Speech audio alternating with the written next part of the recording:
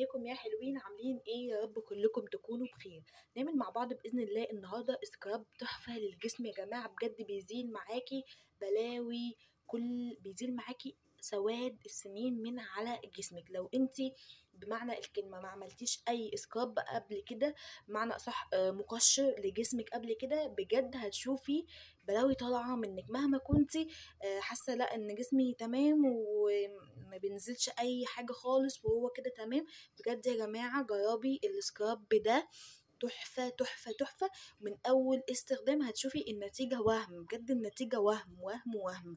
ومعانا كل ده بمكونين بس، بجد هتشوفي جسمك هيبقى أبيض قشطة بمعنى الكلمة، هيبقى فاتح جدا جدا جدا. طبعا السكراب ده او المقشر ده بيفتح الجسم جدا من 3 درجات ل4 درجات، بيفتحه جدا جدا جدا على لونك الطبيعي. زائد ان هو بيزيل معاكي كل خلايا الجلد الميت، بيزيل معاكي كل البقع اللي في جسمك. كمان بيزيل معاكي جلد الوزة، مهم جدا جدا.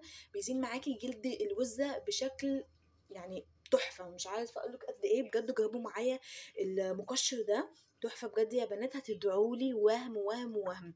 طبعا المقشر ده تعمليه كده بإذن الله يوم الوقفة. كل سنة وانتم طيبين يا حلوين.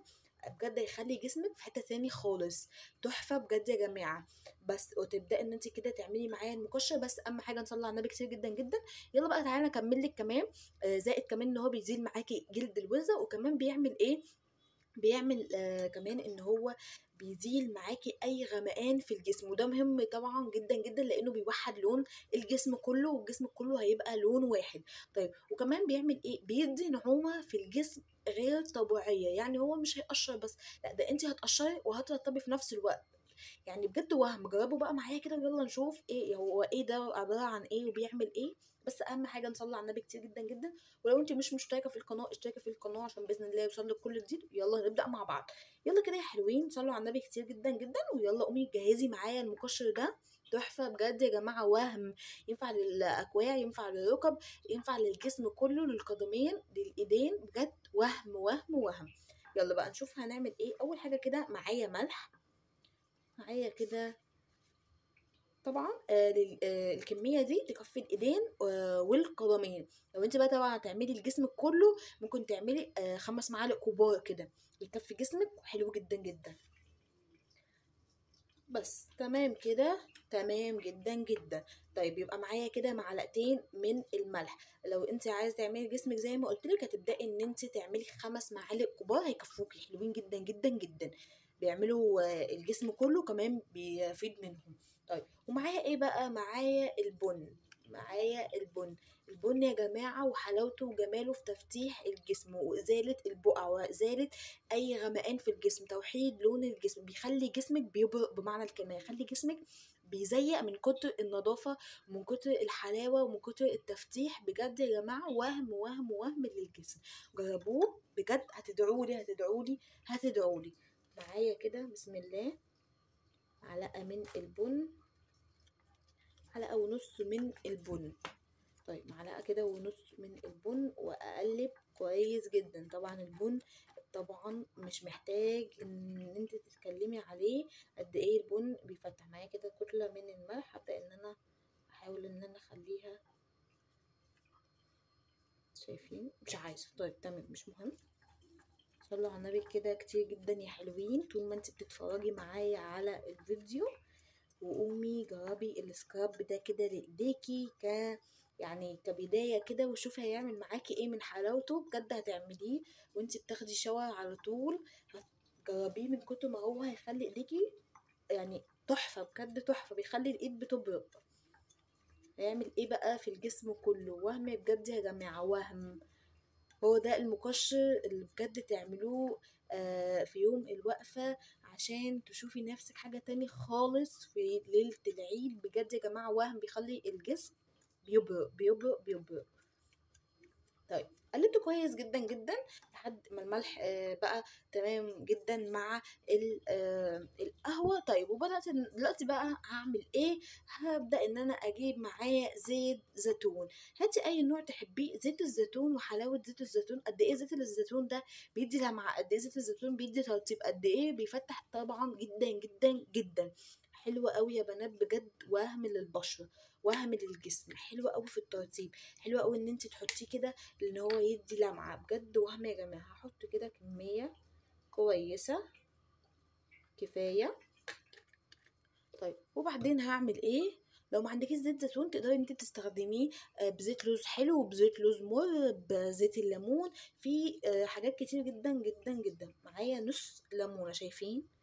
الليمون بيخلي الجسم بيلمع يا جماعة، بيفتح طبعا أي غمقان في الجسم، بيدي للجسم لمعة فظيعة. زائد كمان ان هو بيزيل معايا اي بقع داكنة، اي غمقان، اي حاجة في الجسم غامقة بجد يا جماعة بيزيلها تماما تماما تماما، بيوحد جدا جدا جدا. شايفين؟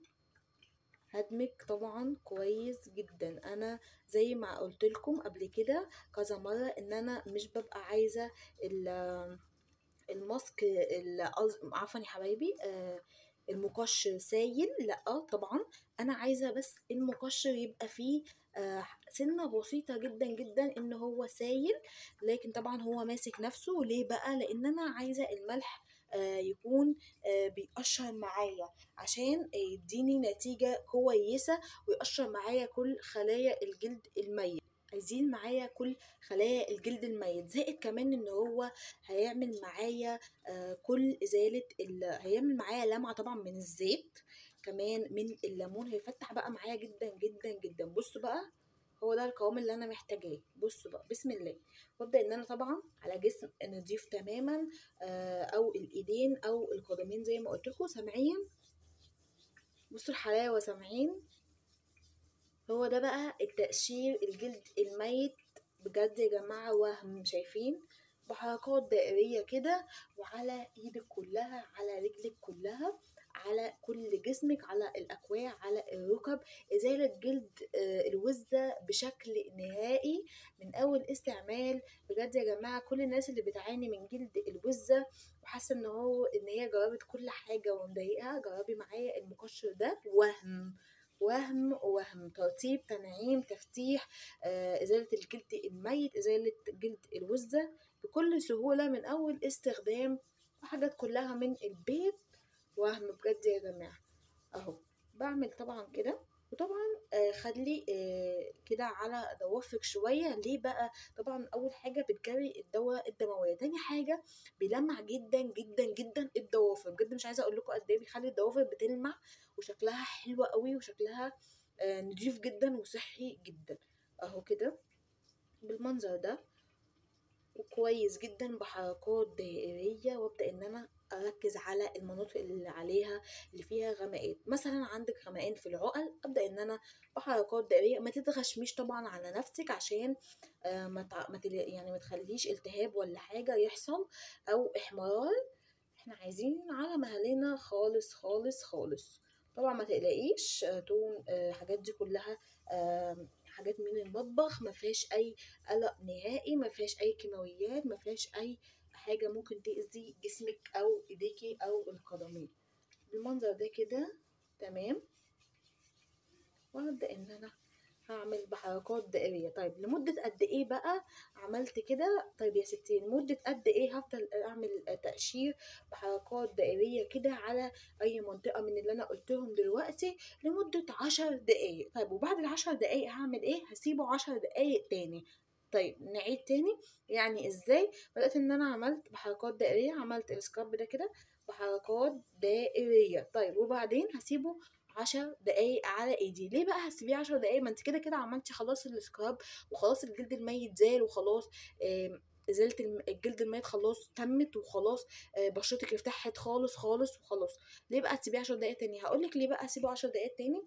لان ساعتها البشره بتكون متفتحه والمسام بتكون متفتحه، فتبدا البشره تشرب كل المكونات دي اللي انت حطيتيها على جسمك او ايديكي او القدمين ايا يكن. تبدا ان هي تشربها وتبدا ان هي تديكي نتيجه وهميه يا جماعه. بجد يا بنات وهميه وهميه وهميه، بتفتح جدا جدا جدا. تلميع، تفتيح، يعني بجد تحفه. جربوه يا بنات، هتدعوا لي بامانه ربنا. بس كده يا حلوين، وكده اكون وصلت معاكم لاخر الفيديو، يا رب يكون عجبكم. اشوفكم باذن الله في فيديو جديد. ما ننساش خطوه الترطيب مهمه جدا جدا جدا. بعد المقشر ده هتشوفي قد ايه بجد بشرتك اتغيرت 180 درجه، هيفتحي جدا جدا جدا جسمك بعد المقشر ده. هتدعوا لي جدا، تدعوا لي كتير جدا جدا. لو عجبكم باذن الله هيعجبكم. اشوفكم باذن الله في فيديو جديد، ولايك وكومنت، وصلوا على النبي كتير جدا جدا. مع السلامه.